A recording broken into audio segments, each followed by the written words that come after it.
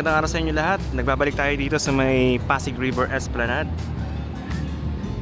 Dito, pag pupunta kayo, pwede kayo mag-park dito. Ang bayad sa parking dito ay 30 pesos para sa 4 wheels. Hindi ko lang alam kung magkano sa motor, pero dito 30 yung siningil sa amin. Ito yung Post Office Building, Manila Post Office Building. Pasokin natin ulit. Ang ganda pala dito pagka ganitong oras, yung padilim na. Makikita nyo yung pailaw. Mas ano siya, mas ma-appreciate mo yung ganda. Mas elegant siya tignan. So dito may makikita tayo mga street foods. Ayan, may mga corn, kwek-kwek. Dito naman yung paakyat. Tingnan natin kung nandito pa yung mga lamppost. Nandito pa. Dito muna nilagay nila pansamantala. Tapos nandun pa yung ano doon, yung ginagamit nilang excavator. Tignan natin kung bukas na doon sa dulo yung hagdan or sarado pa. Ito parang ano ata to, pahingaan ng mga security. Ngayon nga pala ay July 11, 2024. Mag-aalas 7 na ng gabi. Pero medyo maliwanag pa rin dito. Kahit na ano, mag-aalas 7 na. Mas maraming namamasyal pag ganito, pag yung padilim na.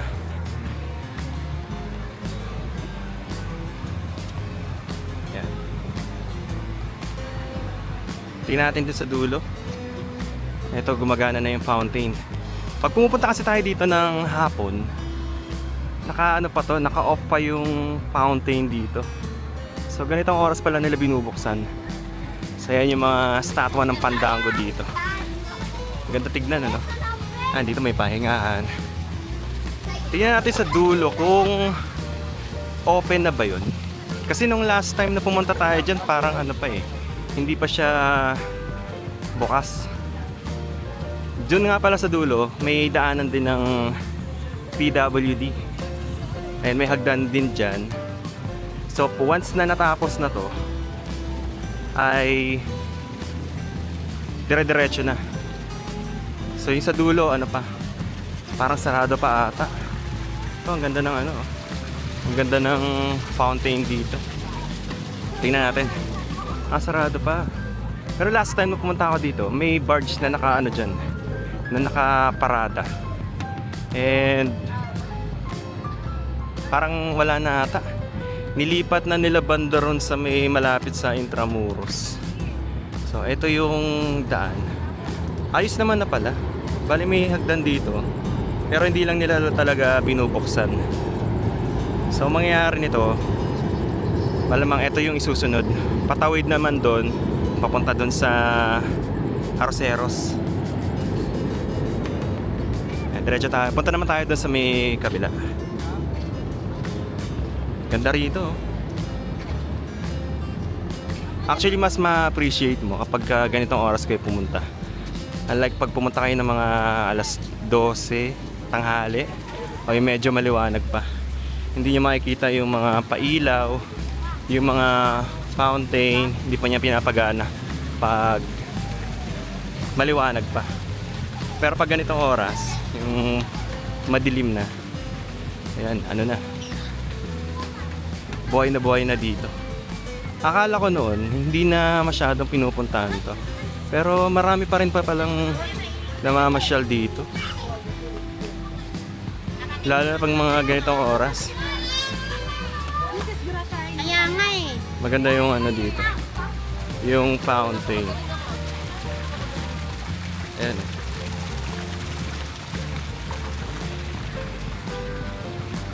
Mas maganda, may maintain, ay si Kuya, siya yung nagme-maintain ng ano, mga halaman dito.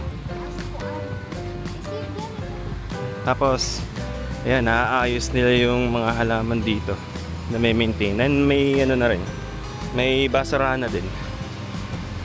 Para sa ano, malinis na kapaligiran. Dito yung boat ride dati. Ito yung ano. Ayan. Hindi pa siya open sa ngayon. Tinigil nila yung operation ng boat ride. Dito yun sa kabila. So dito yung hagdan, paakyat. Tapos dito yung boat ride. Diyan. May basurahan, nilagay nilang basurahan dito. Wala na yung ano dito, yung boat ride. Hindi na nila binalik. Ito, may mga ano dyan, water hyacinth.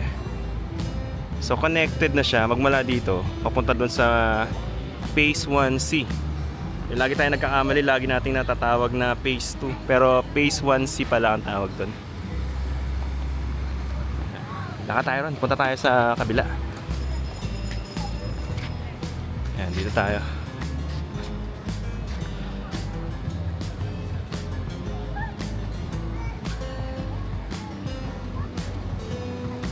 Dito may ano rin, may pahingahan, tapos fountain ulit dito.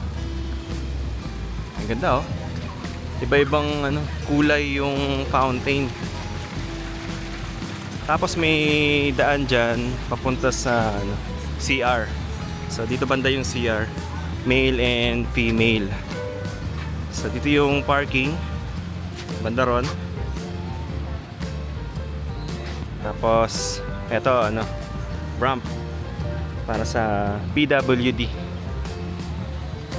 Yan, dito naman sa harap yung Jones Bridge. Tapos eto na, pababa na to, connected na to dun sa bagong gawang Esplanade. So dire-diretso na to. Ayan, makikita natin may security dito na nakabantay para sa ano, safety ng mga namamasyal dito.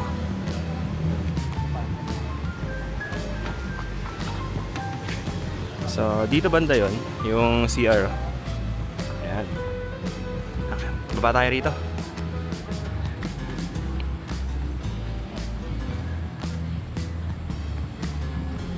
Tapos eto na.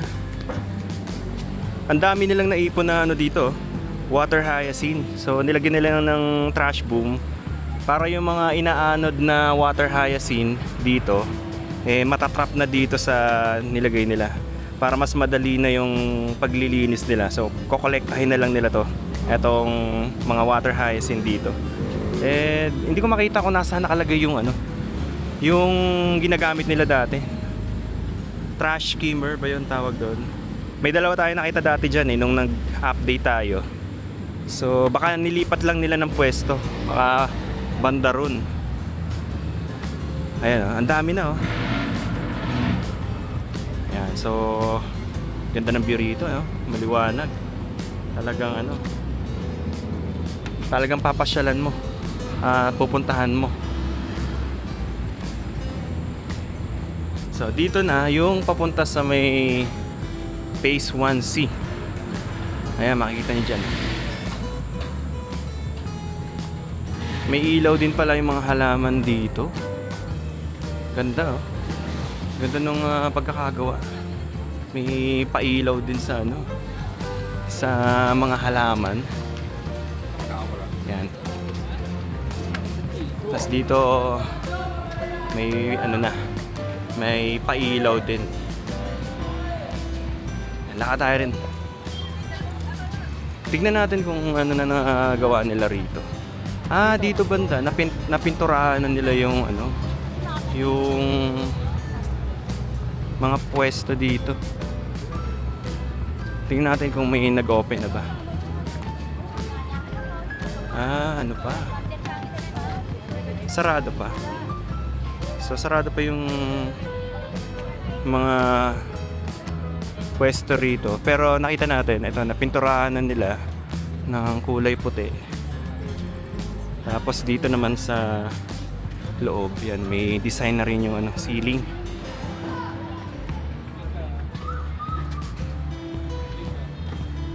Nandito yung mga estatwa ng Fandango.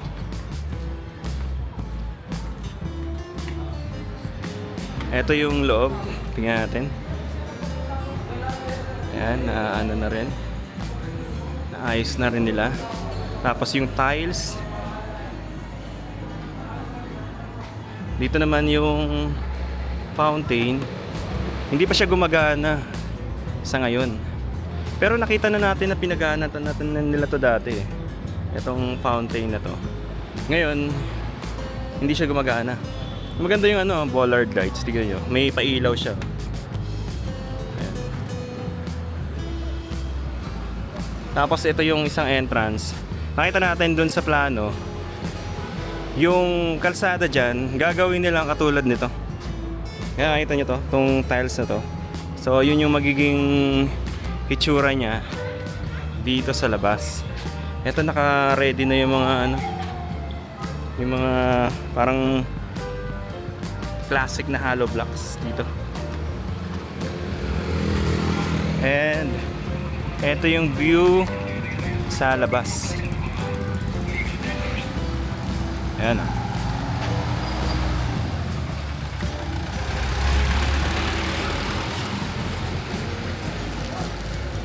Tingnan natin banda ron kung ano na yung nagawa. May nakita nga ako dito kanina ng mga foreigners na ano namamasyal. Mukhang ano na rin. Pati mga foreigner dinadayo na rin to. So dito naayos na rin nila yung ilalim.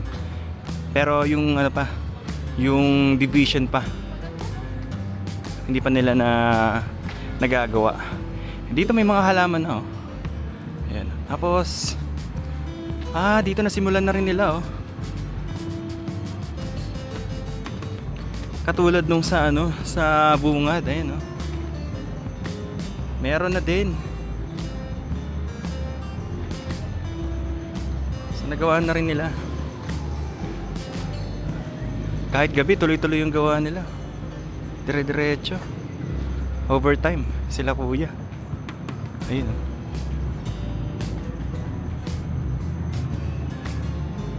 Tapos doon connected na siya. So yung simento na lang sa taas yung ano, yung hindi pa nalalat, parang hindi pa nalalatag. Pero yung bakal connected na dire-diretso na. Lapit tayo na konti. Tingnan natin dito.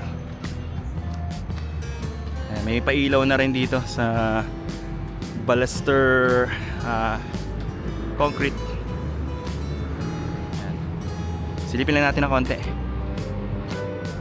Ayan, may mga ano na rin. May mga hollow blocks na. Dito may mga bakal na. So connected na siya. Bali yung simento na lang yung hindi pa nailalagay sa taas. Tapos ito, naka-ready na rin yung mga hollow blocks. Ayan yung Pasig River. Kahit pala gabi ano, nag-welding pa rin sila dito, dire-diretso. Tuloy-tuloy yung gawa nila. Lipat tayo. Punta tayo dun sa may paahon. Akit tayo. Tingnan natin yung view pag gabi.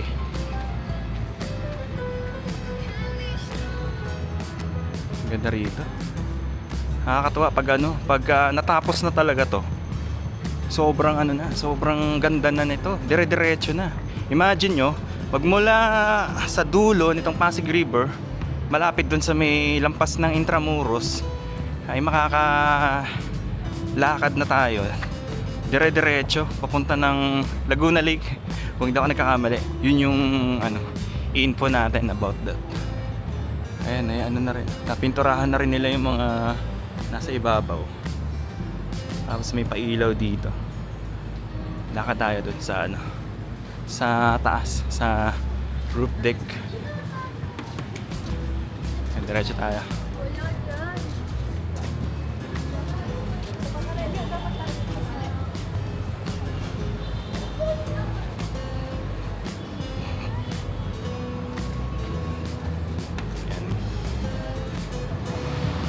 Maganda rito kasi may ano, may security na nagbabantay. So kahit gabi na, eh safe kayo dito. Safe yung paglalakad, tsaka safe yung mga nandito. Kailangan may nagpipicture. Yata.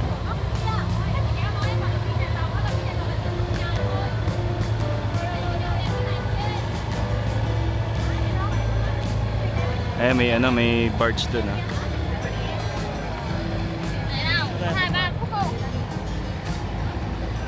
Ay, hindi pwede. Pero may ano, may tali ah. So hindi tayo makakaakyat, mga bawal ata. Baka may inaayos pa kasi doon kasi yung sa dulo noon, 'di ba, ano pa, putol pa. So kaya siguro nila nilagyan ng ano, harang muna. Hindi pwede munang akyatin sa taas. Sayang.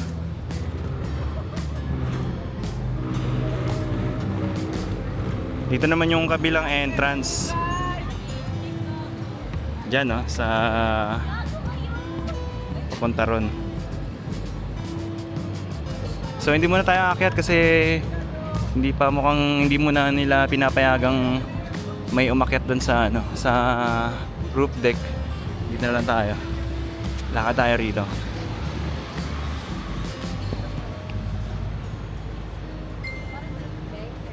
Ayan, tignan natin doon. Actually kaya naman pala. Hindi lang pwedeng umakyat sa hagdan pero may access ka naman dito sa ano, kabila. Hey, hi. Hello. Hi, Hi ka. Hi. Guys, bye-bye. Bye-bye. Wala. Bye-bye. Ayan. Lakad tayo rito. So ayun, dito mukhang tinatapos pa nila to. Yun. So, ang ganda ng ano, para siyang kahalintulad sa may Intramuros, yung design niya. Ano siya, classic and elegant yung ano, disenyo. Yan. Napuntahan na natin doon nung nakaraan doon sa dulo. So, nakita natin na naka-ready na yung bakal. Pero yung simento ay hindi pa nila bubuhos. Pero yung pundasyon ayos na. Meron din pala ganti dito. Ito naman yung papunta doon sa Binondo Intramuros Bridge. Ayan yung disenyo niya. Ayan. So makikita natin dito yung mga workers. Tuloy-tuloy yung trabaho nila kahit ano na, kahit gabi na. Dire-diretso pa rin yung paggawa nila. Ito yung barracks nila, oh. Banda lang.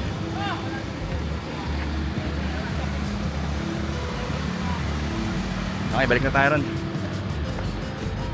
Silip muna tayo ng kaunti dito sa Pasig River. Tingnan natin yung view. Ayan.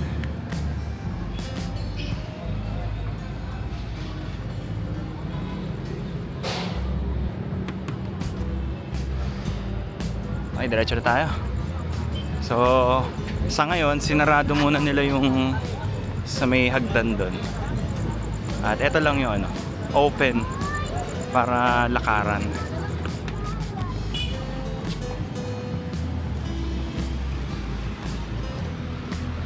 Maganda itong mga bayarin dito. So ngayon nga pala ay July 11, 2024. So ito yung pinaka latest update natin dito sa Pasig River Esplanade Phase 1 and Phase 1C.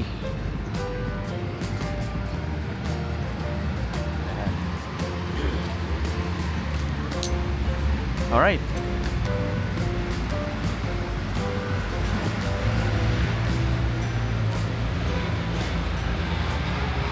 Balik na tayo dun sa naunang Esplanade. Alright, maraming salamat sa pagsama sa akin sa simpleng vlog, simpleng update natin dito sa Pasig River Esplanade, Phase 1 and Phase 1C. So, magkita-kita po ulit tayo sa mga susunod na update. Thank you so much and God bless po sa inyo lahat. So, may iba pa nga.